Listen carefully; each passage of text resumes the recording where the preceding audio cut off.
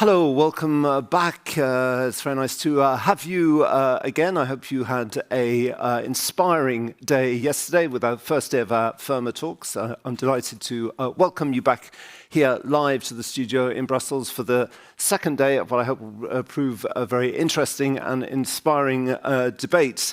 Today we're going to be focusing on the financing of risks. This morning is dedicated to the state of play and future trends in the insurance market. Both risk managers and leaders of Europe's insurance industry will share with us their views and answer the questions that we have for them. And then this afternoon, we're going to be focusing more specifically on how organizations can build financial resilience, the theme that we talked about so much yesterday, to all the disruptions that we are going through. So I'm delighted to be, first of all, with two very experienced risk managers. We have Carlo Cosimi, buongiorno.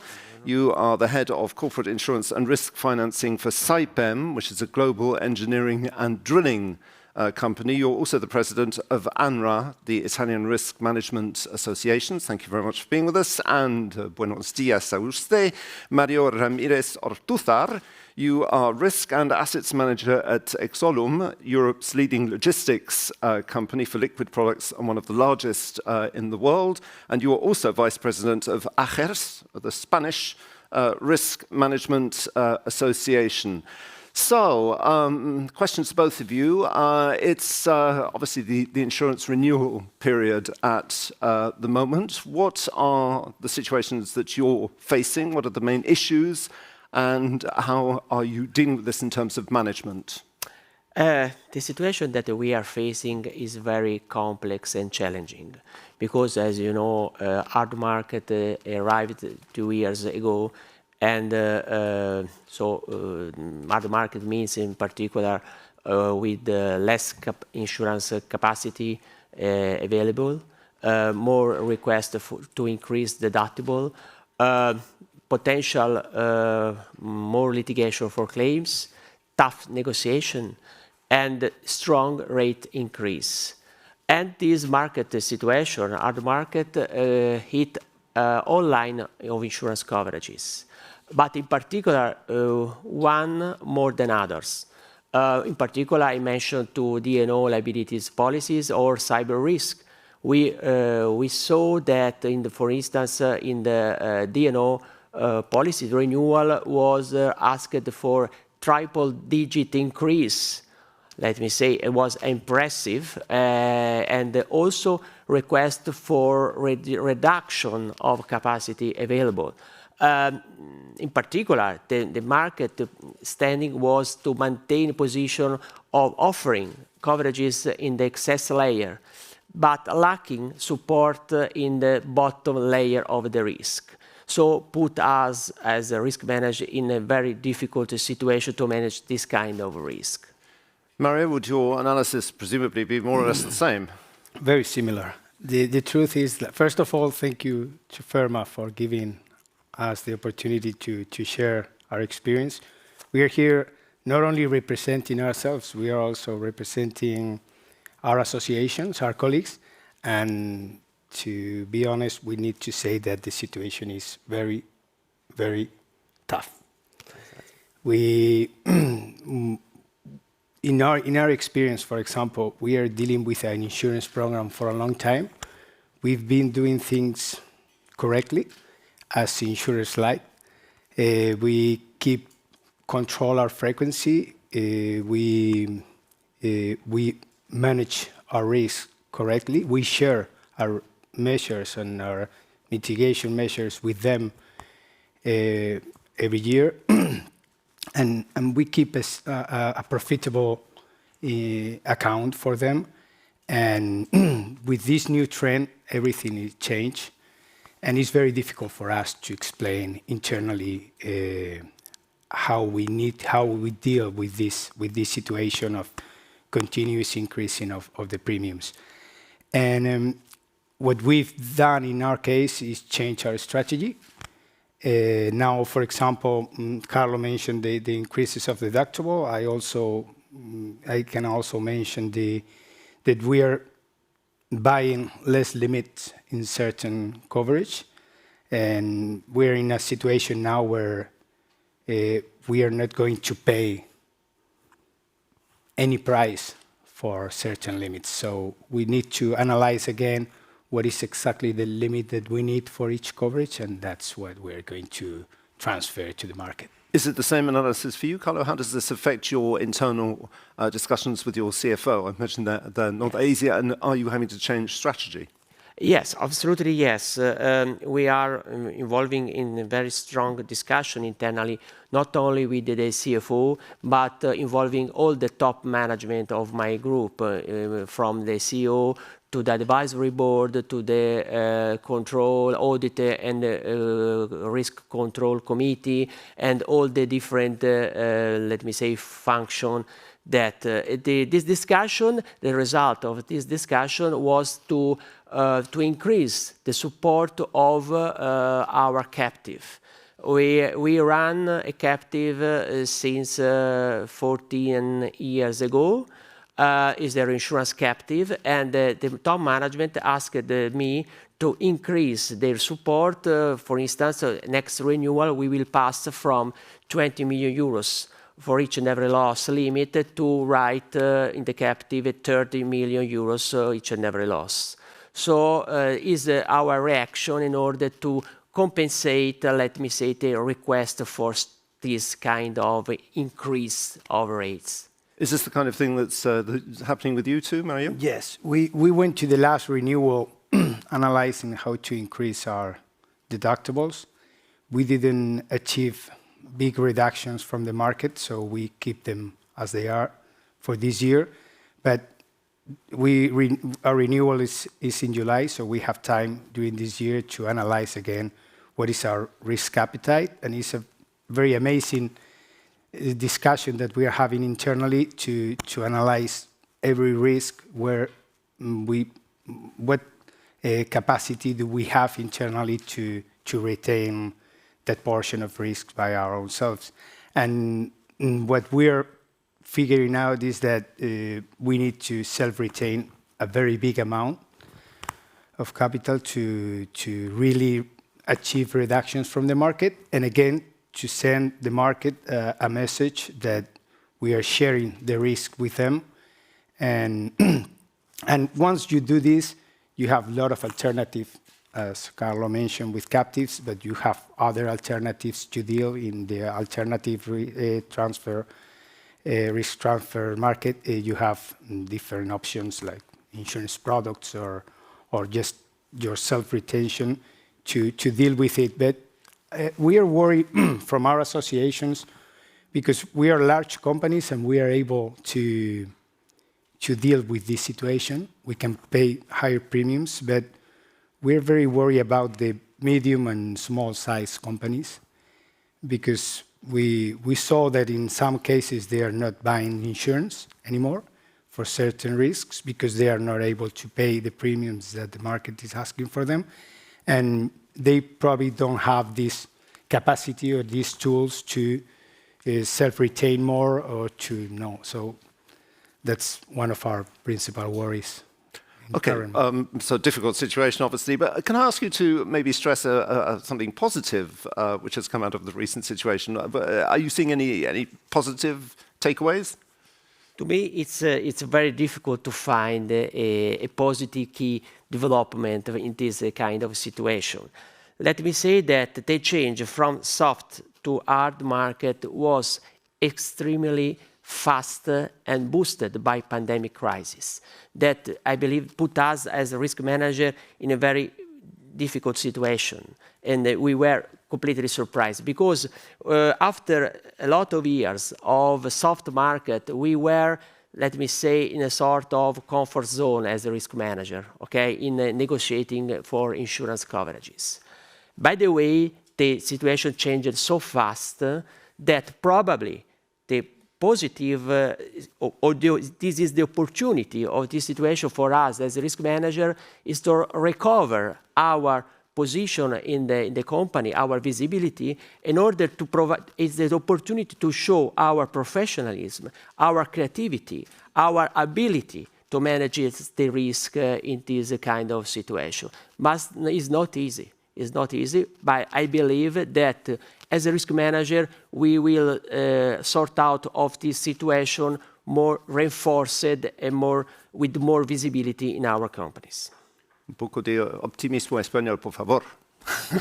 Well, I used to see always the optimistic point of view of the situation. And in this case, I think it's a good opportunity to reinforce our relation with the insurance market. As Carlo mentioned, it's an opportunity for risk management because we would need to deal by our own selves with more risk now. And for example, in our company, in the soft market, we used to do around 4 or 5 site visits with insurers to our facilities all around the world. And now we are increasing this number of site visits. Now with the hard market, all the insurers want to follow us in the site visits. In the soft market, they came 1 or 2 of them only. But now they all want to follow us. So that's a good message because it's an opportunity internally for us to show how we deal with the risk internally, what strengths we have. And again, I think we're in a situation now in this market where Carlo is not exactly in the same in the sector that my company is in. But the truth is that we are competitors now. we are trying to get the low capacity that the market is offering us, and we need to show that we are better than the other client. We need to show the insurer that I'm doing things better than others. So it's a good opportunity to also internally in our organizations to talk more about risk management and to increase all these mitigation measures. Just a question that occurs to me when I'm listening to you. Is this a major crisis, or is it a crisis? We've been through the financial crisis and so forth. Is this last one a change of paradigm totally, or is it just another crisis we have to deal with? To what extent is this a major crisis? Yes, in our sector we are passing through a transition of the business model because we know that. Our industry is looking to the renewable. We are in what is called energy transition. As contractor companies in this industry, we are also review our business model in order to, in our cases, to be more focused in the renewable, in the hydrogen technologies, in the wind farm technologies, in order to propose more solution to our client. That our client are the oil in the past, now energy companies, but also maintaining our presence in providing services in the traditional energy sector like the oil. So we are in the middle of this transition, and of course we are looking to this sort out from the crisis of the oil price barrel that we had a few years ago. So for you, is this a total change of paradigm, or is it one crisis after another? In terms of the reaction of the insurance market is a new situation because we came from probably almost 20 years of soft market, 15, 20 years of soft market, and now we are facing a completely new situation. In my case, I didn't have an experience before, and I've been working in this company for 13 years. And I never face a situation like this. But again, I think if you're doing things correctly along the time, you will receive. And again, my worries are for the companies that do not have the support of a risk management area to deal with this situation. Now, I know that IOPA, the European Insurance Authority, is looking to open insurance. Maybe you would like to comment on that. We were talking about the sharing of data yesterday, so it'd be interesting to hear your point of view of the sharing of data between the insurer and insured. What can you do to make sure that insurers and brokers increase data sharing? Well, This is very nice to me because the opportunity to share data with the broker and the insurers is very good. Very recently we had a very good experience as ARRA for the Lucy project. We were requested to collect data from brokers about cyber risk, and we success in this collection. So I believe it was a very good experience. But also let me say that can I just say, what made it good? Was the openness of it? Yeah, it was open. Yeah, And that's new. The brokers, Italian brokers, respond very well to our request to provide data. And that's new. Yeah. It's a new attitude. Yeah, exactly. And but to me, it's very important also the role of the national insurance supervisor in order to push broker and the insurers to share their data, and also the role of the national insurance supervisor will be also to collect and to release to us, to risk manager, this kind of data. Push in what way? Can I just ask you, how can they push? How can they make the sharing more easy? But it's important that this push is made by the supervisor, not by of course, by client. And this will be very important because the only level of critical point to me is the level of details of this data. Because this data have to be managed with attention in order to avoid to breach compliance or confidentiality of this data. So, are you willing to give a concrete example of what kind of thing we're talking about? It's very important to find the right level of detail that you can share this kind of information, because otherwise you risk to be in breach of compliance or confidentiality. Well, I'm not very optimistic in this data sharing. I think FERMA is doing very well with EIOPA trying to push insurers to share this data, because of course it's going to be good for all of us. But I can imagine an insurer that has been working in LATAM, investing and paying claims for 50 years, and you're asking them now to share all that knowledge, because that data is knowledge for them, with their competitors. So it seems quite difficult for me, and it's similar with brokers. It's a different situation that we face, for example, if we need to build a new facility somewhere. Of course, we're going to receive the advice from brokers and from insurers to at least let you know where not to build that. Don't do it close to a volcano. Don't do it in certain places, or where for example, the cat-nat risk is higher. But again, brokers sharing data between each other, brokers are trying to become as big as they can every year. So that means that they want to hold more information, more data, and I'm not very optimistic about this sharing of data between each other. With us, yes. But we're living in a world where we all share data. Like, I mean, the amount of data that's on my phone that I share without even knowing when I press on a cookie, data gets shared, isn't it? And it's going to get more and more shared, whatever, even if brokers don't want to. Yes, probably they would need to decide what type of data they can share and what not, because part of that data is their knowledge. So the reason why we decide to go with a broker or the other broker in certain circumstances or with certain type of risks is due to the knowledge that they have in that sector. So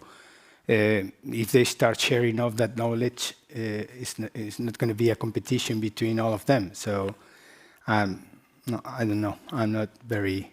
I don't have a very clear opinion in terms of if they are going to finally share the data. We can ask them later. Okay, I'm sure there'll be some of the questions that will come up after. I would add more, and to us it will be very important to have this kind of information, because also could help us in our risk management process, because all data is the fuel of our activity. So we know very well our internal data of my group, but it would be very important to know the data of my industry, for instance, or more, in order to focus our strategy on risk management in a proper way between the retention level or the risk transfer level. Yes, and I want to add here is important what you mentioned, because I think that the position of the national associations and of the federation can be crucial here, because we all have a lot of data. We know what part of the data we can share. We have no problem in sharing our knowledge in risk management and in terms of loss record with other colleagues in the association. So I think that definitely our associations must push hard to collect this data and to share it between all of us. Now, one of the themes we talked about a lot yesterday, and obviously a theme that everybody's talking about, is sustainability. So I'd like to ask your point of view on this. How do you see that the impact of the sustainable agenda from the insurance supervisors affecting corporate clients? We talked about this quite a lot yesterday, but it would be very interesting to have your point of view. My group is ranked as a leader in the Dow Jones Sustainability Index since a lot of years. And we invested a lot in sustainability. And but all the times that I met my board member or my directors, they asked to me, what are doing the insurance market in order to recognize us as sustainable, really sustainable, and apply proper coverages, take into consideration our efforts that we put in place. And it's difficult to me to explain what they are doing, in particular right now in the hard market situation. So to me, it's today unclear which kind of information I have to provide to broker or to insurer in order to be considered or to be assessed as sustainable client. What are the reasons and which for this benefits? lack of clarity? Why is it unclear? What are the reasons? It's unclear because I provide all the set of the information to the broker for renewal, okay?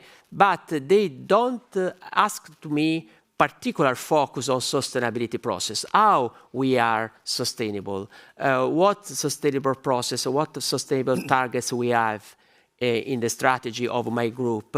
The question that the board director asked to me is, which benefits can you bring home?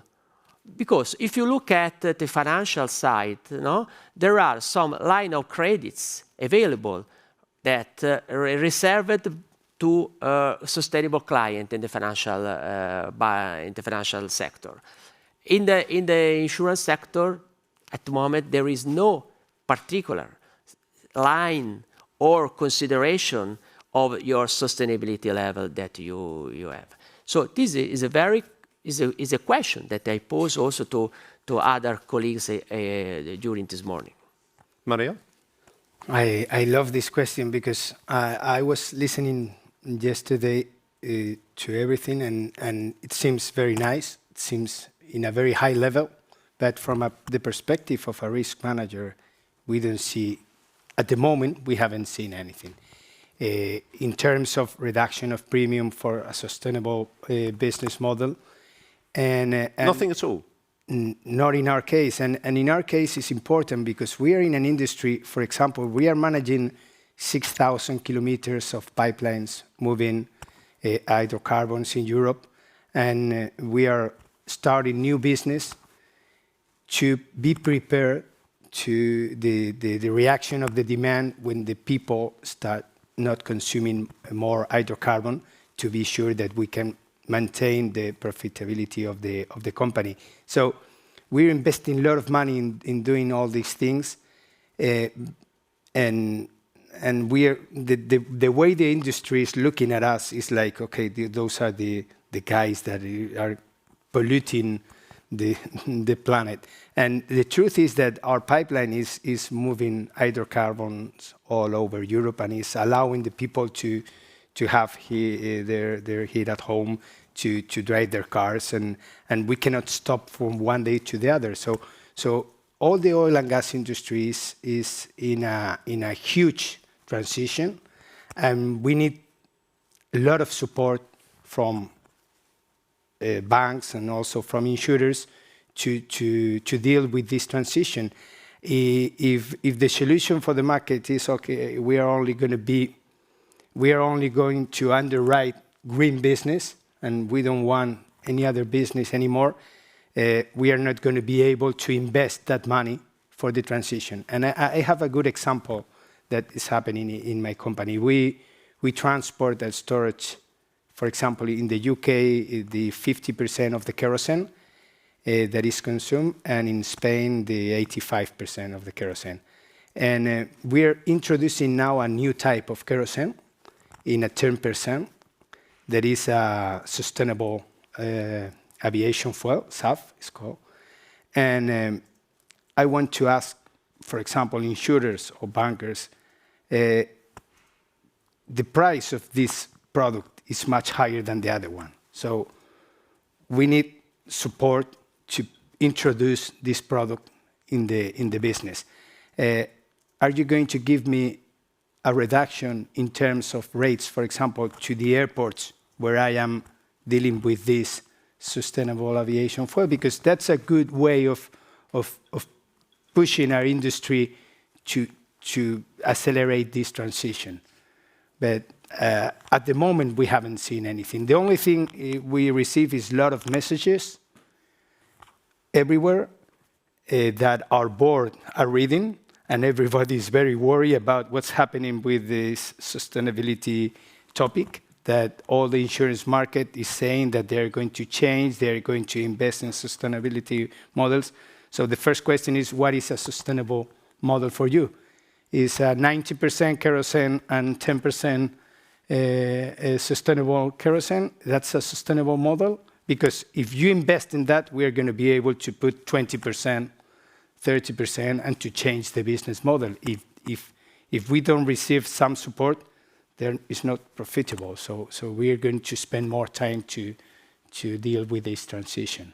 Can I ask you a question as a consumer and also a journalist? You say transition, energy transition. It seems at the moment when you watch the news, I was watching the news in my hotel room like everybody here this morning, energy prices, it's not so much transition but panic. It's, isn't it, doesn't that make it, is that just a temporary blip?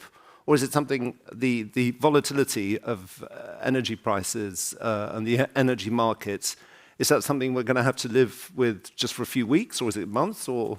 Well, there's a target. Difficult to say. Yeah, it's we need target, to have a crystal ball. By the way, I believe that probably this is a component we are sorting out from a pandemic crisis that stopped all the economy.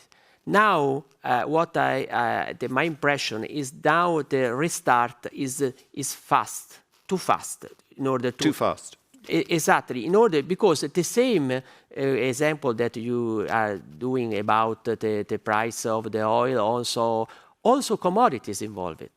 Increased volatile price of steel, copper, aluminium, everything. All is another issue that we have to face right now as a risk manager. It is the supply chain risk, in particular, also the price of commodities, let me say. So this is a general situation that we are facing in which the cost of energy and raw material is increased a lot. Unpredictable. Absolutely unpredictable. But we are being pushed by regulator. You've seen in the city where we are based in Madrid, you can not move certain type of vehicles in the center town. So things are changing. They want to change. They want to avoid totally all the hydrocarbon cars from from the cities in 20 years or 30 years. I don't know exactly, but it's a very challenge target to deal with if we don't receive support to do all this transition, because we cannot change from one day to the other. That's clear. To give you an example of my industry, the oil and gas industry, I take my kids to school every morning, and my kids are asking me why I'm not working in Tesla instead of a company that is moving hydrocarbons. They don't like it at all. So this type of message, please, let's send them correctly, because my kids are a little crazy with this situation. But I explained them, for example, we went to Oman in 2014, and we built 250 kilometers pipeline connecting two refineries with a big storage facility. And we avoid from the roads of that country thousands of trucks that they were moving and polluting every day and increasing the traffic. And so there are other ways of being sustainable and to deal with your stakeholders other than solar plants. That is the topic that everybody's looking at now. Right, well, we have 8 minutes left. I'm going to give you 4 minutes each, because I think it'd be quite interesting to have your crystal ball predictions, both for the medium and the long term, about how you see the insurance market evolving. I know it's very difficult, but I mean, that's what you're here for. You know better than some of us anyway. So what's your prediction? I believe that the insurance market should evolve in order to offer more tailor-made solution to us. Tailor-made solution means also based on traditional risk transfer or made on alternative risk transfer. Because we are facing new emerging risks, like reputational risk, like cyber risk, for which today we have not, let me say, a standard wording form, but we can see different wording from different insurers. And also we need to face new solution for supply chain risks. Because I just mentioned before that one is the problem about the price of the commodity. And I have to say that some insurers are supporting also to find a solution to contain, to protect this volatility, mirroring some financial derivatives products, let me say, but offered as insurance solution. So you can also to buy in the market insurance solution in order to protect the risk volatilities of commodities. But also we need, as a contractor as we are, we need solution in order to reduce economical, for instance, to reduce economical impact for delay in delivery of our vendors. Because, you know, there are some delay that could impact dramatically in our project in order to slow down of our activity or stop our activity. So today we are not able to find a proper solution, tailor-made solution in order to reduce this impact if happened in terms of supply chain channel. In my case, I think that the traditional insurance market is going to change this trend in a few years, probably. As soon as they return to benefits, they will start to compete again for more capacity in the market. So it's something that is going to happen sooner or less. Probably we won't face again a soft market as we had in the past, that we don't like too much, that's to be honest, because you cannot show internally in your organization what you are doing if every time you go to the market they give you a reduction of 20% without showing anything sometimes. Not always, but that was something that happened 3 or 4 years ago or 5 years ago. And so in that point, I think that things are going to change. What I'm very worried, and I think we are all, is about the new challenge or the new risks that we are facing. Of course, pandemic is something that insurers cannot deal with alone, probably in a mix between private insurers and the public regulator. Together, they can look for a solution for this type of crisis. But the other big hole that we're facing is the cyber risk. I honestly think that in the future it's going to be very difficult for the insurance market to deal with this risk. So we need internally to look for other solutions probably and have the support from brokers and insurers to deal with it. But I'm sure that in several years the risk is going to become so huge that we won't be able to deal with it. One final question for me, because I've been listening, I'm quite interested in your point of view on this, because you were talking about your children. Is the profile of risk managers going to change with the new generation, with young people? Because their concerns are so different than other generations, especially about the environment. Is the profile of risk managers going to change quickly so that the whole profession changes? Yes, our professional is changing in the last 2 decades, increased a lot, improved in terms of, as a risk manager, my experience, I was a risk manager that I didn't study for risk manager. I'm a generation of learning by doing risk manager. Now the new generation has the opportunity to have a more training path at university or master in order to increase their professionalism at a higher level. So I believe that our is a very good future for our professional, because risk manager also increases from the bottom to the top of the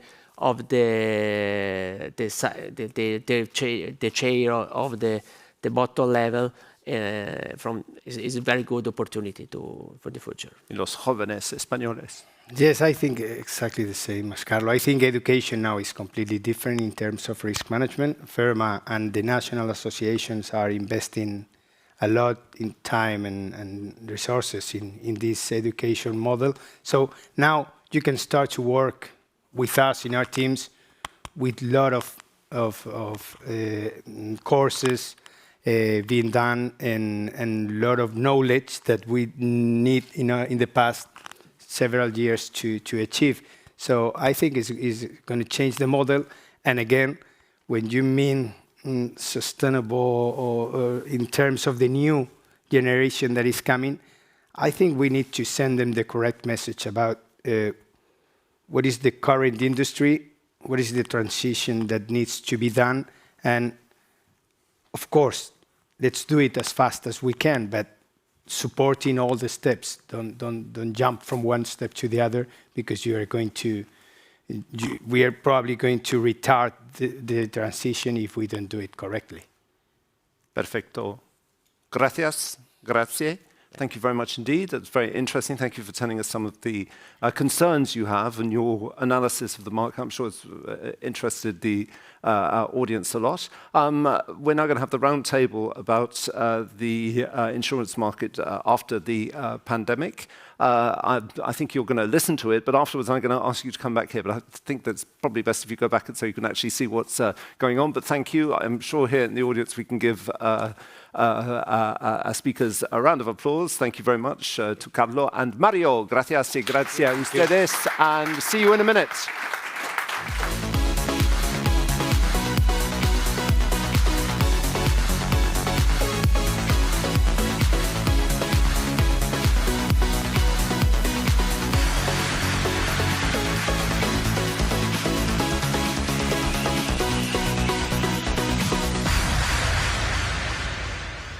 So I'm delighted to welcome you back here to our roundtable. We're still live from Brussels. Delighted to have you with us, and I'm very happy to be surrounded with a panel of some of Europe's leaders from the insurance industry. Let me introduce you all. We have Henning Hagen. You are a member of the Board of Management and Chief Regions and Markets Officer at Allianz Global Corporates and Specialty SE. We have Paul Knowles. Hello, you are the head of Marsh Specialty for Continental Europe and chairman of Marsh NVSA, the UK branch that handles the Europe Economic Area risks placed into the London markets. Loïc Le Dréau. Bonjour. Yes. Well, pardon, Loïc, c'est vous, is the Managing Director of the FM Global Southern Europe. You oversee the regional operations and you're responsible for the FM Global's markets position in the region. Edgar Puss, Dr. Edgar Puss, you are the CEO of HDI Global SE. You've gained the reputation of being a man of action at HDI Global SE, and with your clear vision and not shying away from the consequent decision-making needed for its realization. That's what I've been told about you. Delighted to have you. And also, last but not least, Xavier Véry, your CEO of AXA XL's APAC and Europe Business Unit, and since joining AXA in 1996, you've been involved in several of the group's strategic initiatives in Europe, the Middle East, and Asia. You can actually find out, we have all your bios on the website, so if you want to look and learn a lot more about a very prestigious guest, feel free on the website. I've just given you a little taste of some of the talents we have around the table. I think I'm going to start with you, Loïc. Could you tell us the theme of our debate today is how has the pandemic changed businesses' perception of risk in general, and what are the implications as you see them? We've just been talking about them for risk managers. Yeah, firstly, it's great to be here in person and to be speaking in real life. It's quite new. It's the first time for me since almost 2 years. I think we are living through the most transformative time we had for the insurance and the risk management industry that most of us has ever experienced. If we look at 2019, it was only 22 months ago, and when we think about it, we already feel like it was another time. The pandemic, I think, has changed our perception of risk. It exposed vulnerabilities in organization, and it makes risks more tangible. Leaders in the organization are thinking and working to manage this new systemic risk, and it's quite challenging, but I think it makes risk management even more complicated, but also more exciting. Exciting. It's yes. One positive to take away from it. I think so. And I believe, as our colleagues, risk managers said before, it's also a real opportunity for the risk managers to be part of the discussions that are taking place at the heart of the organization, at the board level and C-level.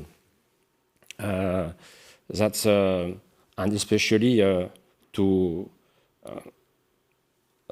when we think about this systemic risk, they are even more interconnected. Cyber, supply chain, climate change, everything is interconnected, and it makes the challenge even more complex for us as insurers and for the risk managers. I think that at FM Global we can help give the risk manager the information and the data that they will need to build the story internally in the organizations. Risk managers, they need data. They need data, and they need the insight from the data in order to tell the story that they have to tell to their board and to be more relevant in their organizations. The way we do it with FM Global, we have our field engineer, for example, they are doing 100,000 site visits per year. And we collect about 70 million of individual data points. And a big part of our job is to ensure that the data that were collected are relevant for the risk managers and are available to them. And I think most importantly, they are collected in a consistent fashion in order to have quality data. What do you mean by consistent fashion? It means that when we collect the data, for example, in France, in Belgium, or in Latin America, we collect the same type of data with the same methodology in order to have data and information which are compelling, consistent and compelling, from which we can develop a compelling story. If we think about climate change, as climate change progresses, the impact of it will have an impact, an increasing impact on the severity and the frequency of natural disasters. And as insurer and also as risk managers, we need to help and ensure specifically we need to help our clients to understand what are their climate risks and how we can help them to build client resilience. FM Global is an active member of the scientific community. We are working and we are using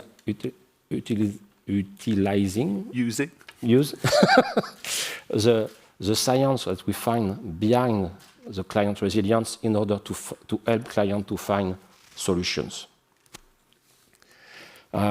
If we speak a little bit about cyber, the pandemic has accelerated the fact that we are living every day in a most digital world. And also it has a great impact, for example, and during the pandemic it helped organizations to meet the needs of their clients. But we see also a trend that is not so positive, is cybercrime. And there is a trend also, an evolution in the type of cyber attack and cyber crimes that we see. Cyber attacks are becoming more and more physical in threat. And if we think about the attack that the water system in Florida had to suffer a few months ago, it's visible that a cyber attack, which was in our mind before purely on the intellectual side, is moving towards more physical. And it's one of the reasons is everywhere in all industry, but also in every hotel, we find what we call industrial control systems. And these industrial control systems are more and more connected and intelligent. And I think it's an example where the technology is available before the safety technology is in place. And I think it's an interesting warning for us as a risk management community, and especially for the risk manager, to be always on the front foot to manage this type of risk. As a conclusion about this quick overview, COVID-19 has resulted in an unprecedented change in our way of living. It has thrown a new risk, but also it's a great opportunity for the risk managers. And I think risk managers, they must adapt to this new world. And as insurer, our mission is to help them adapt. Okay, right, thank you for that general overview. Yep. I'm sure you all have things you want to say about that. Start with that. I'm going to come to Paul first of all, because what's interesting from your point of view is perhaps tell us about the role of the broker in having to deal with this situation. Yeah, it's an interesting one, and I think obviously the title of today is post-COVID, and I think we have to acknowledge that we're not actually post-COVID yet. We're still navigating through an awful lot of the challenges, and obviously FERMA, a lot of the the members of FERMA, their organizations are global, and their colleagues, communities are still sort of struggling with the impact. And I have to tell you, there's a new variant that's come up in the news this morning, so we're certainly not post-COVID yet. Yeah, and it's an interesting sort of moment that we've seen the dynamics of the market. We're already seeing the market pre-COVID going into a transitioning phase, and that was just accelerated when we were in when the COVID pandemic really sort of hit in that first quarter of 2020. And as Carlo and Mario sort of said, it became the toughest trading conditions we've seen in a long time. And certainly I look back on my career, and it was really probably post 9/11 was the last sort of real sort of trading environment similar that we saw last year. But the interesting thing with post 9/11, it was around a particular individual risk.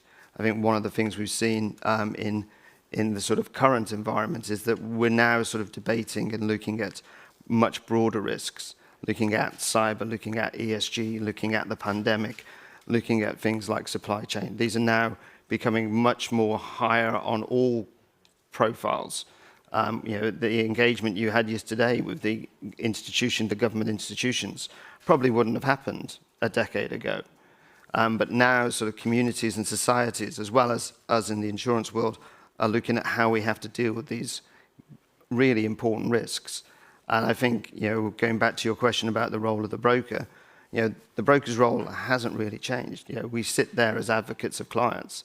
Our primary job is to drive solutions for clients. It's in order to sort of enable markets, enable insurers to be able to underwrite, but fundamentally it's to deliver the right solutions for our clients that are affordable, that they provide the right level of risk protection, and they are relevant to the risks they're facing. Insurance has always sort of suffered from the fact that it's looked in the rearview mirror most of the time to sort of make its decisions. And what the thing we've seen with the acceleration of the digital world we're now living in, that clients are grappling with real risks today and into the future. And that rearview mirror no longer really provides the sort of knowledge that we need in order to help clients design and implement the risk solutions they need as they go forward. So from a broker's perspective, we've got to be much more able to deliver insight to clients.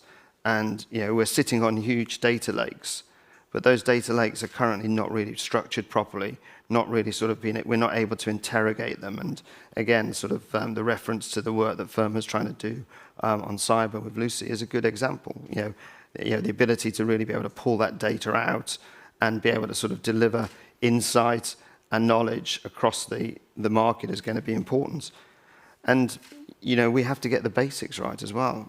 There's a reality around, we're living through a crisis that we've not sort of lived through in a generation. But the insurance industry, from a broking perspective and from an insurer perspective, still has to get the basics right. What do you mean? I mean delivering policies at inception, delivering claims, payments efficiently and fast. Those are the sorts of things that we've, as an industry, we've struggled with for a long time. And customers are now used to ordering something on Amazon and getting it the next day. If they're getting their insurance policy in 3 months' time, is that really good enough? We're getting to the point where we've got the technology to do it and the ability to do it, and those are the things we need to get right. We get the basics right, it creates so much more time to actually focus on some of the issues that we're addressing today in terms of how we manage cyber risk, how we create the right journey for ESG, and that we don't sort of just end with knee-jerk reactions and short-term sort of positions being taken, which, as sort of Mario sort of indicated when he was talking around the kerosene example, we don't provide the support and underpin the community and the community that we want for the long term, and the insurance is seen as a real contributor to society as well as commerce. Edgar, it's quite interesting to have your analysis of what the main challenges. I presume you share quite a lot of what we've heard already, but what are you doing to help your clients strengthen their resilience, which is the theme of our talks? Can you tell us about that? Yeah, sure, and thank you, Alex. A lot of things have been said already, but I would like to start with some words quoted from Mario and Carlo before, and we heard a lot about complexity, about volatility, about uncertainty in this world. And this always brings me back to the VUCA world we're in. I guess everyone knows this abbreviation. Our world is about volatility, uncertainty, complexity, and ambiguity. And this was exactly what Carlo and Mario have described there. And I think this is also an important role for us as the insurance industry. Not only we as an insurer, but insurance industry means risk managers, of course, brokers, and insurers. And I think we have to deal with this situation. And how do you deal with this world? For me, very important, we need to be reliable and predictable. Because the more complex and the more uncertain the world around is, we need to be reliable and predictable. And that's very important for me personally, but also for us as HDI Global. And I think we can show the strength there. And this also brings, I think, a very important part to the resilience you're asking for Alex. The second thing is that resilience, the question is, how do we define that? Do we define resilience for the industry, for each and every company? I think every company needs a high level of resilience. And that means we need to cope with the changes in our world. And I think COVID has proven how volatile and uncertain the world is, because you said that 2 years ago we wouldn't have expected to have a hybrid format as we have now. Yeah? So actually, fortunately we adapted all very fast, but nonetheless, also technologies have to adapt. We have been talking about sustainability. Yeah? A lot of changes are going on, and this is where we have to deliver something which increases the resilience of our clients. Let me give you some examples. We heard from Mario, for example, about the technological shift of a lot of companies due to the environmental sustainability. And we as an insurance industry, we should follow and support this change. We have a technological change, so new risks are created, and I see this more as an opportunity than a downside. We should check what the new technologies are, what kind of risks are coming out of those technologies, and this is where we then have to jump in as brokers, risk managers, and insurers to protect those new risks. That's one part. The other part, we are talking a lot about cyber, but I think there are other things also behind cyber. When we talk about the Internet of Things, it's maybe a mixture of data collection, and cyber risk.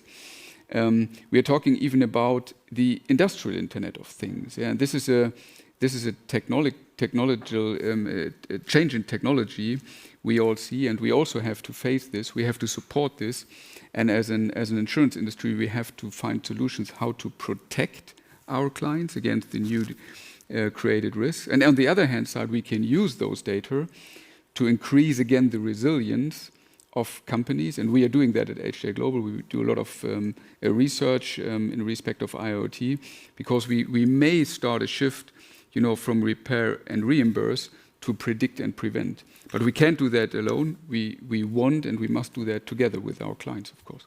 Okay, well, that's an interesting question to put to Xavier. The pandemic showed the need for collective action. What role do you believe that insurers play in this effort? So I think that a lot has been covered already through Loïc, Edgar, or Paul. However, let's focus a little bit for 1 minute on the fact that climate change and pandemic have impacts that have changed and that are changing the society. That's clear. 40 million people have been affected by COVID in the EU. 800,000 people died from COVID. Last year, climate change has created claims or losses of more than $200 billion. That's 27% more than the previous years. So those are things which are changing. The world will never be the same. Well, we've said that already 10 years ago. We will still probably say that 10 years from now. But that's a reality. And the reality is that all this is changing, and it will keep on accelerating. Now, what is clear as well is that, as you rightly said, Alex, there cannot be a single answer from one part of the ecosystem. Insurers alone cannot cope with that sort of changes. Governments alone cannot cope with them. The only solution is clearly to cover those risks, to go for public-private partnerships in order to make sure that basically we collectively improve the overall resilience of the system. AXA has launched the AXA Future Risk Report very recently. You know, it's a report where we interview thousands of experts worldwide and so on. And it's very clear that what comes as a perception in 55% of the cases from the respondent, and I think that this is very, very important for us, is that the answer has to be collective. It cannot be a pure single answer to the topics. So governments, insurance companies, brokers, clients, risk managers, we need to work together and we need to find comprehensive systems that will change, in fact, the way to apprehend part of those risks. That does not mean that we are not doing anything. I mean, the insurance industry is already doing a lot of things. You know, we've launched as an industry, in fact, already quite a lot of activities. Last year, for instance, one syndicate in Lloyd's was created in order to cover the transportation of COVID-19 vaccines. So that's one of the elements that we are doing. There are many other different sort of, I would say, initiatives that are already existing, but not at a large scale yet. And this is what probably is important, in fact, to change now. It's the same in terms of climate. We have launched, AXA has launched with 7 other very large insurers and reinsurers, we have launched, in fact, the Net Zero Insurance Alliance. And the idea there is really to work together, to redefine our standards, to redefine the underwriting expectation that we are having, to help our customers better apprehend, in fact, their impact on the environment and how we can participate to finding solutions, going back to prevention, going to the management of claims and so on. So we are progressing on that front. We have initiatives that have been launched recently, which are gaining basically traction right now as we speak, but that still need, in fact, to deliver on a larger and a wider scale. What kind of initiatives? I've just mentioned, in fact, the Net Zero Insurance Alliance. So again, this one is emerging, so it's still something where we as a collective, again, 8 big insurance and reinsurance companies are working to try to define what we want to see in terms of changes on the way we apprehend risk and the way we underwrite risk. But I can take other examples. At AXA XL, for instance, we've designed last year with one of our big insurance customers in Italy. We've designed, in fact, and it's an insured that is active on the petrol front. So basically, we've worked together to link part of the program to the impact that they have on the biodiversity and so on. In France, with some brokers, we have launched, with Marsh, we have launched, in fact, also some elements and some programs whereby when a risk manager can demonstrate that their organization work on the biodiversity, they can get, in fact, some impact on their deductible, on their environment policies. So we have initiatives which are there. We have concrete initiatives which are there, but they need to gain traction. They need to be more structured, they need to be more organized, and they need to involve wider number of participants in order to really have an impact on the overall key elements, which are either, I would say, systemic risk or climate change elements, or ESG. Thank you, Henning. It's always difficult to be the last one, but maybe it'd be interesting if your view, obviously, on the current state of the market, but if you also tell us what you see as the major risk trends. Yeah, thank you. First of all, it's great to be here. And last year we had a pure virtual event. This year we've got this coming together already. It's like it's great to be here and have that physical event as well. So maybe I go a little bit into the details already where we are in the market and go on the back of what we heard from the risk managers as well. So clearly what 2020 showed us is that when we reflect a little bit on the situation, that obviously the losses we saw coming from COVID are still estimated around 100 billion of impact to the insurance industry. And when you look at what has been paid out and really reserved, it's clearly a much lower figure. So I think that's a very interesting one to figure out as well. Where are we for COVID and post-COVID related? We heard as well from our colleagues here that obviously nobody really sees that we are already in post-COVID environment. It's really still a prediction, and taking a crystal ball, what does that really mean? Because we are still in it, and the situation is still not 100% clear. What's also clear is that we went into the market already last year, pre-COVID, that the market hardened, and that we saw that as an impact. We also see in 2021 that there are a lot of natural catastrophes which are also driving exposures into the industry. So overall, it's an interesting one when you look at it from the perspective of what can we expect the market to do then going forward, and what are really the risks. So from my perspective, and what we as AGSNS clearly see is that the importance of really being reliable to our clients was something which caused a lot of discussion over the last 12, 18 months. And this is clearly something where we as an industry have to learn that we become much better. On the other hand, we heard as well about sustainability, and sustainability means as well that we as an industry need to be sustainable, insurers need to be sustainable in terms of return to our shareholders. And I think this had been forgotten for quite a while, and the industry didn't really make money. I think that's when we talk about sustainability and being a reliable partner, that obviously means as well that the insurance industry needs to be able to produce a return in order to attract capital to basically provide capacity. I think that's as well something which is very important, and I think we all learned our lesson. And this is definitely something we are discussing at the moment with clients, with brokers. And what we clearly see is that the willingness to understand that, and the willingness to discuss that, and also the willingness from the client side to say, yes, there needs to be a sustainability and reliable partner, and we allow them to produce a return, is clearly there, which wasn't really there in the soft market. Where does that leave us in terms of the prediction of where the market goes? And again, that's a little bit of a crystal ball, and I don't want to be too predictive here, but there are a couple of very, very clear trends which we are seeing. So what's clear is that from a pure capacity perspective, to be very precise, we heard that before as well, is that on D&O insurance, there's clearly a capacity shrinkage, and there's not enough capacities, there's more demand from clients. We also see that on cyber, there's a lot of development in terms of capacity, and exposures are developing, and carriers are getting more cautious. And on the other hand, the demand for that capacity is increasing, and it's quite clear. And these are definitely areas which we as an industry, together with clients and carriers and brokers, really need to do our homeworks and find the right products and develop the right products. Couple of topics which have not been mentioned, which will drive the market as well, and also probably the environment, and what it means in terms of whether there is capacity or not.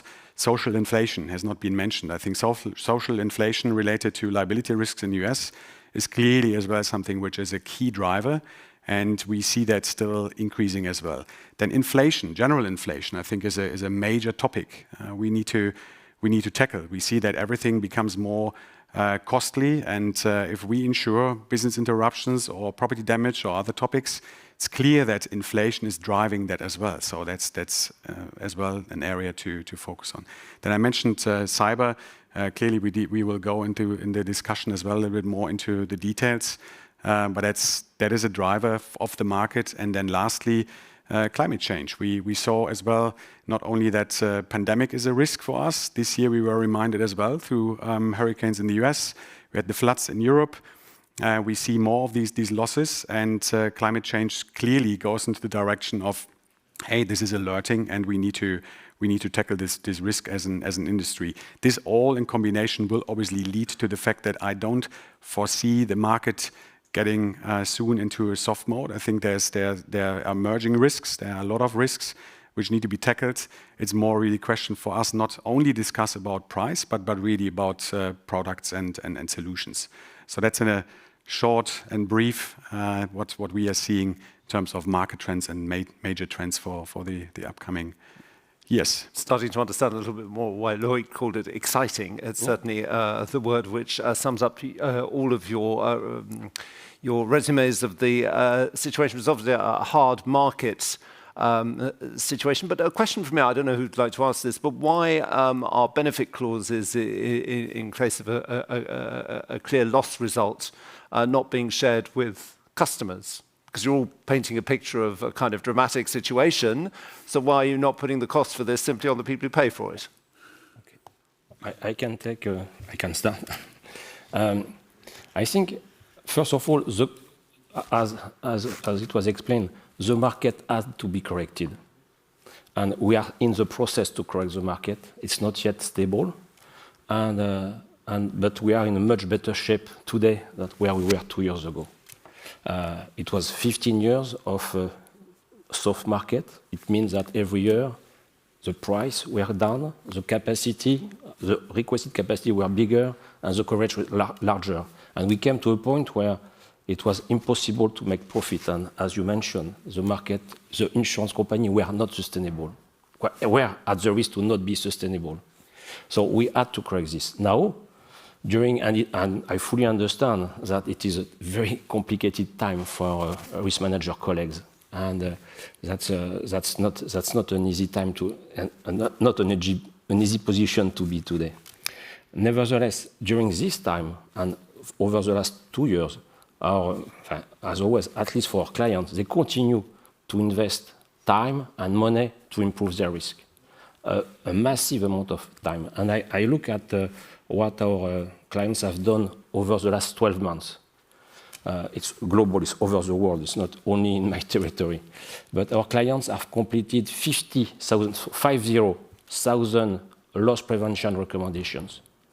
And these 500,000 recommendations that has been completed led to about $700 billion of exposures that are mitigated. So it's a massive number. And this effort of our clients into risk improvement and to improve their risk has led, and they help us to, and they contribute to the positive loss trend for FM Global. And as a result of this, it has been decided, our board of directors has decided to deliver a membership credit, which is about $600 million of money that were credited to our policyholders. And so this is a way to recognize the profit and that the company is doing, profits that are above our targets, our objective, and it's a testimony of our mutual company, the mutual business model, and also of a shared belief with our insured that the majority of loss is preventable. So this is a way, and so some insurance companies are doing it. No, I think Loic is right. Some insurance companies are doing it. Now we need, as Loic has mentioned, and it was mentioned previously, as an industry, we've not been a profitable investment for shareholders. We've not been profitable companies in the past, and not at the right levels. And the ecosystem needs insurance companies to be profitable over time. The other element is clearly about the fact that insurance, it's about mutualization. We mutualize risk, but as a consequence as well, if we start basically systematically giving profit sharing whenever there is no claims, then the mutualization principle cannot stand anymore. It's just mechanical and mathematical. Now, there are other ways to recognize the efforts which are being done, and I agree with Loic that our insured and the risk managers overall and the companies overall have not stand still during this period. They invest massively, they improve their risk, they do risk preventions, they implement risk preventions activities and measures and recommendations. This is seen in the way we allocate our capacity, the way we design our prices, and the way we design, in fact, the programs that we are looking at. But again, we need also to understand that the mutualization of the risk has an implication on the non-systematic allocation of a demutualization of profits. Otherwise, the system does not work. And if the system does not work, we have a massive sustainability issue. Mm. I would like to support some of the things we heard before from the colleagues. Coming again from your question with the resilience, when we want to have insurance solutions which increase the resilience of our clients, of our companies, we as insurer also need to be resilient, means also need a financial strength.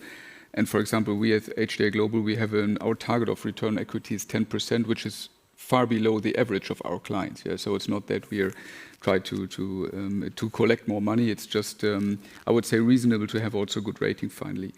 So what happens then? We have a cost ratio and a loss ratio, and those are the two pots coming out of supporting the insurance technical result. Of course, we are very much focused on the cost ratio, because cost is something we have to bring down, because no one wants to pay us for costs. And we have one of the lowest, I think at HJ Global, the lowest cost ratio in the market. That's fully in focus, because cost ratio is a strong part of our combined ratio. The second thing is the loss ratio. And we're talking a lot about what happens, increasing prices, decreasing capacity, but sometimes I'm missing the why does this happen? Yeah? And we hear that from time to time. We heard that, Henning, you mentioned that social inflation. Yeah? Social inflation is a matter of fact. We had that in US, it started 4 or 5 years ago. Meanwhile, we have this in Europe. Yeah? Have a look to cyber. We have an increased number of cyber attacks coming from the large corporates, and meanwhile, let's say, a kind of industrialization of this industry going to the mid-market and to the smaller companies. Yeah? And this boosts the loss ratio, the number of losses. And the same with climate change. We all see the exponential increase of nat cat disasters. And let's have a look to Europe. Mid of July, we had one of the largest nat cat disaster ever. So we pay for that. And the question is, what can we do as a group? Where can we mitigate risks? And finally, the loss ratio is something what we are paid for. It's the mutualization, what you said, of risk. We have a collective of clients, and we just collect the risks, the money, and pay out the claims. That's what we are here for. Yeah? I think it's important from my perspective to also say the importance of the fact that it's a competitive market, and the fact that certainly the dialogue I'm having now, having sort of seen a significant, probably I think we recorded 18 quarters of rating increase, and that sort of particularly accelerating towards the end of last year and into Q1 of this year. We're now sort of seeing that starting to moderate, and I'm not sort of suggesting we're moving into a softening market, but I am sort of seeing much more dialogue around growth and sort of insurers wanting to talk about it. We're seeing new capacity coming into the market, because it is a dynamic market, and certainly from a broker's perspective, it's our primary goal to create that competitive tension and to sort of bring new markets, access to new markets to clients. And I genuinely sort of see that on the horizon. Henning, do you want to add something? Yeah, so your question, to get back to that initial question, was very specific about profit commissions and sharing benefits. And I think from my perspective, it's clear that's a very specific deal-by-deal discussion as well, which can take place. But in general, I think very clear, to get back to your initial question, from my perspective, it's clear that first of all, the market needs to make money, to return some money, and build up basically what we've lost over the last couple of years, and then we should talk about, again, sharing benefits. But on a very specific deal-by-deal case basis, I think that still happens already and can happen, but I wouldn't see that as some broad-brushed solution on a wider basis. I think the time is not right for that. You've all been mentioning cyber risks. Maybe a word on the new exclusions there are for cyber risks and how insurers and brokers are coping with those, because it's going to become more and more of a problem, obviously. Yeah, so maybe I step in and start with that. I think that's what we heard. It's like, hey, that's an everlasting topic for us for quite a while now, and will be in the future. And obviously there's quite a lot which happened over the last 12, 18, 24 months in terms of the exposure. So what we clearly saw is that there was a massive rise in ransomware attacks over the last 12 months, which is clear that from our perspective, from a carrier's perspective, we need to do our homeworks in terms of like, hey, what is the aggregation risk here? What is the aggregation potential? So that we are not, again, looking back then retrospective and say, hey, we saw it coming, but we didn't do really something against it. So pandemic, we had the situation that there was a huge aggregation on that loss side, and nobody saw that coming. We should not be in the same situation for cyber that we say in a couple of years' time, hey, there was a massive attack which impacted a lot of our clients, and insurability is then not given anymore, and you've got this massive aggregation. And I think a lot of our carriers have that sort of exposure. We at Allianz, we clearly look into, first of all, to clearly understand what is that potential aggregation and really manage that. But I have to say as well, and I think that's right, we as an industry, we haven't really come up with that right solution for the future. What is really insurable, and what is the offer we can make to our clients to help them basically to mitigate that? And from my perspective, that can clearly be only on a per risk basis, i.e. on a solution which is not necessarily aggregating, because aggregation is basically that potential hurdle we will not be able to tackle. Xavier, you want to add something to that? Well, I think what is at stake here is, in fact, the industrialization of criminality. It's a crime industrialization. Mm-hmm. That's the first time this happens. Okay, we have had to face some crimes, but here, with cyber, it happens at scale, it's remote, and it can be industrialized. This is a very, very different sort of scenario that we never had. So we need to understand it. And as it was rightly mentioned, one of the big problems that could exist is if we do not understand what we are exposed to as insurers, but also what our customers, the insured, are exposed to. So what is very important today is not necessarily it's not only about to exclude, it's to identify. It's to make sure that we have a clear identification of the risk, a clear identification of what we want to cover, and then to design the right products to cover them. And those products need to include prevention and solutions. And the price is the adequation between the risk, the prevention, and the solution that we can provide. But here again, let's face it, we are in front of a crime industrialization pattern that is happening, and it's the first time it happened at this scale. Anybody else on cyber? Well, I think you've got to differentiate to an extent between what we're seeing in that sort of pure cyberspace, which Xavier has sort of referenced there, in terms of almost that sort of state-based threat. And I think clients would look at that in a very sort of different way than what they look at their risks, that they see sort of cybernet, the Internet of Things, the industrialization of sort of systems, on their standard property programs and liability programs. And we don't want to get to a situation where we leave clients unprotected because of knee-jerk reactions. And it's beholden on us to provide the support for clients as they make the journey in terms of that risk identification and management process. We can't leave them exposed. And as we tiptoed as we went into... It's very reassuring to hear you say that you can't leave your clients. But how near are we to being in that kind of panic situation? We got very, you look at the sort of way that we sort of, almost got vilified in the, those early parts of the COVID crisis around our response to the pandemic, loss of communicable diseases, when, we didn't become the banking industry of the global financial crisis, but there were moments when the insurance industry, you look at the press, it wasn't painted in the most positive light. And we have an incredibly important role to play in underpinning commerce, underpinning communities, and we need to sort of make sure we play that role. Sustainability, I'm going to ask Mario and Carlo in a few minutes to come back on, but I would like, obviously we've been talking about sustainability, I would like to just press you all a little bit on how, I think it's quite interesting that we hear how you assess your clients as being sustainable. Well, one of the things I would sort of say is it's very much sort of a moving, not a moving picture, but certainly one that sort of varies from client to client. And I was talking last night with Dirk from a financial institution's perspective. The risks that they run from a sustainability perspective are very different than the ones than Carlo and Mario articulated. And the lens that the insurers will look at it from a different classes. The D&O underwriters are looking at it from a sustainability perspective, very different than the physical damage insurers. So it is a very dynamic work at the moment, and certainly I think all the players in the market, and that's clients, brokers, insurers, are working their way through how they can actually be part of the transition and become enablers to sort of that transition, not to become blockers to it. Anybody else want to take on the sustainability? Yeah, I like your word of transition, because that's where I see our responsibility as an industry. Yeah? It's not about pulling the plug and saying we don't want to insure any kind of car industry anymore. We have to follow the transition of our clients, of the entire industry. Yeah?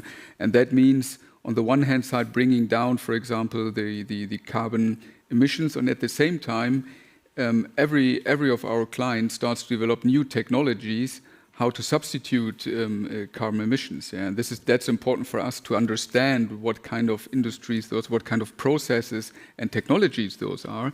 And this is our responsibility to ensure this.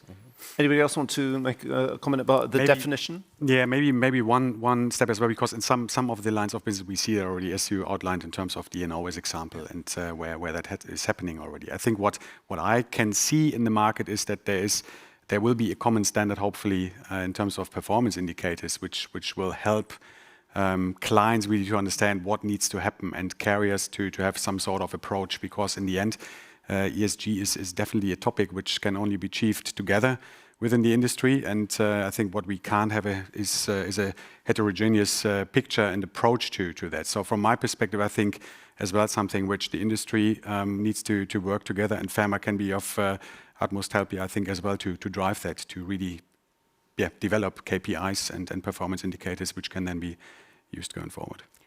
Nos deux amis français, un mot? Yeah, maybe as a property underwriter, where I think we can add value is with the assessment of the impact of the climate change for our clients. And I see three areas where we can give support: is to assess the risk, so to understand and to quantify the climate exposure for a client, to develop engineering-based solutions to protect them against flood, wind, hail, whatever. And also we can provide support in the way in the reporting requirements, legal requirements that our clients have to comply with in terms, for example, of annual reports. There is also a mindset that we need to keep in mind is when we erect a new building, we need to think about the lifespan of a new building. An industrial building, classic building, has a 30 years lifespan, typically. If we speak about high-rise building or heavy manufacturing location, we are more speaking about 100, even more lifespan. And we need to take into consideration the impact of climate change in the design of these new locations, because what a location that is today outside the flood zone can be tomorrow impacted by flood or another natural hazard. So I think it's a mindset that we should all have, and I believe that data. We spoke a lot about data. They are not a crystal ball. They are not. Everything is not in data, but it helps us to get more informed decisions. It's very reassuring to know you think already we will be here in 100 years' time, because a lot of us are wondering if the planet will still survive. Maybe not us. We only have 12 minutes left, unfortunately. I'm sure you have some questions, but I'd like any reactions to what you've been hearing so far, Mario and Carlo? Yeah, I have my first question is very, very interesting to hearing what you're saying. My first question is, what is today the value of your partnership with your client? Because it's very important, this issue, because I maintained a stable panel of my insurer during all long time period of soft market, while you use it a lot, this term partnership, okay? In order, and I believe it, and I avoided to squeeze a lot in this market period and avoiding to have opportunity to a speculative position, okay? Right now, the world is changing.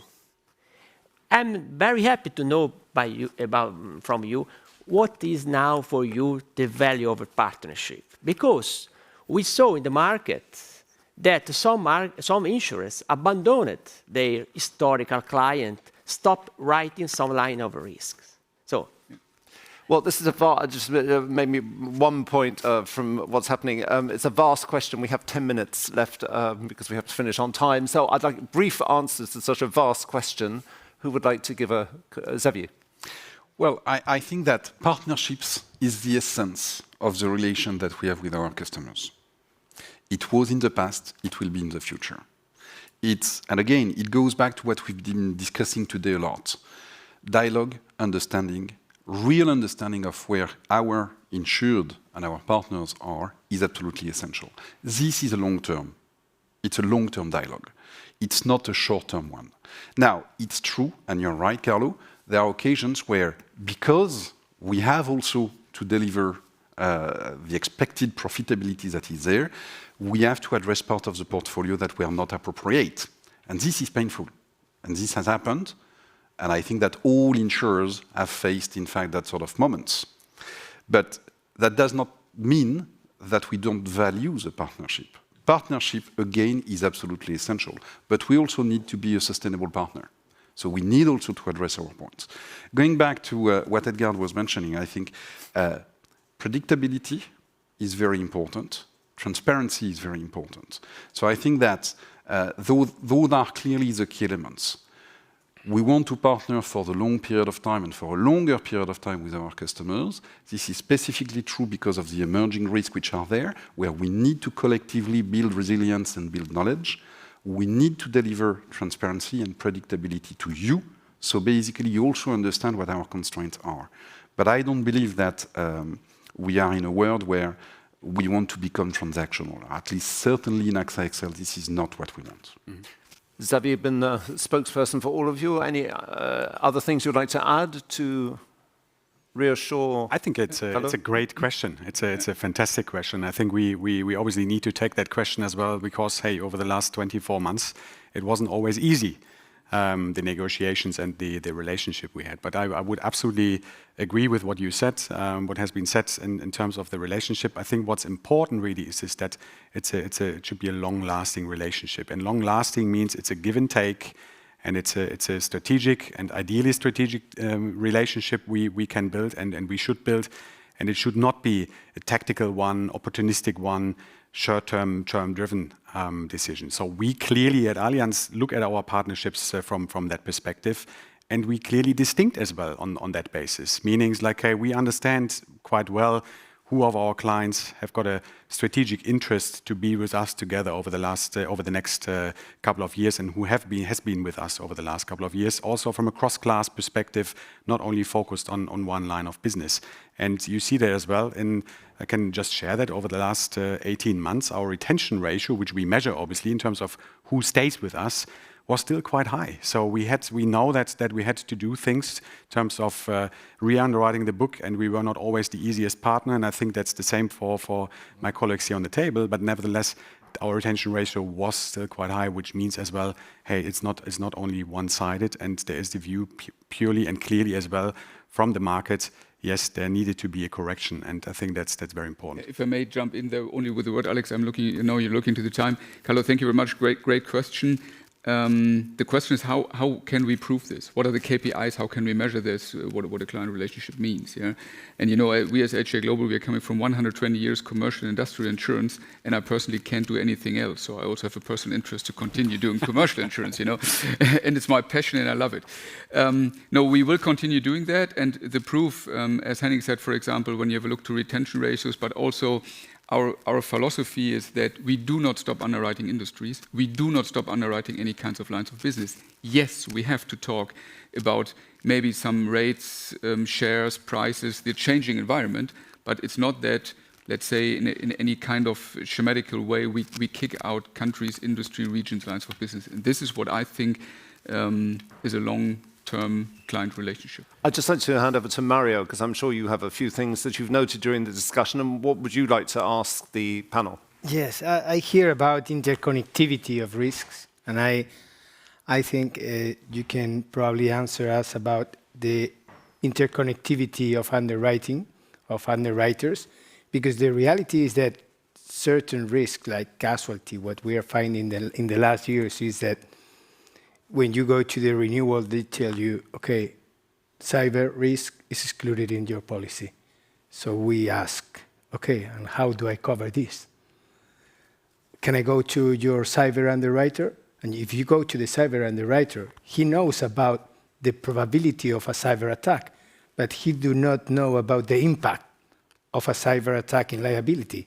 So I think the industry must make an effort to to link those underwriting lines to make sure that you can give us a solution, because it's very difficult to place your casualty program with an insurance company and the liability from a cyber risk attack in a different company.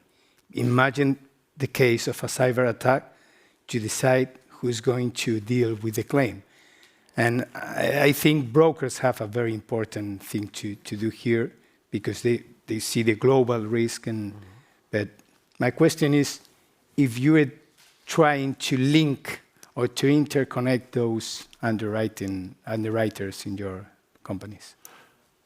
Yes. Well, certainly, I totally agree, Mario. I think that that sort of you can't sort of divide it. You have to sort of, from a client perspective, look at the totality. And as I sort of referenced, I think when you look at what we're now labeling as silent cyber that we're seeing in core property and liability programs, you can't take the same approach that you take to those very defined cyber risks that we talk about in terms of the state-sponsored terrorism.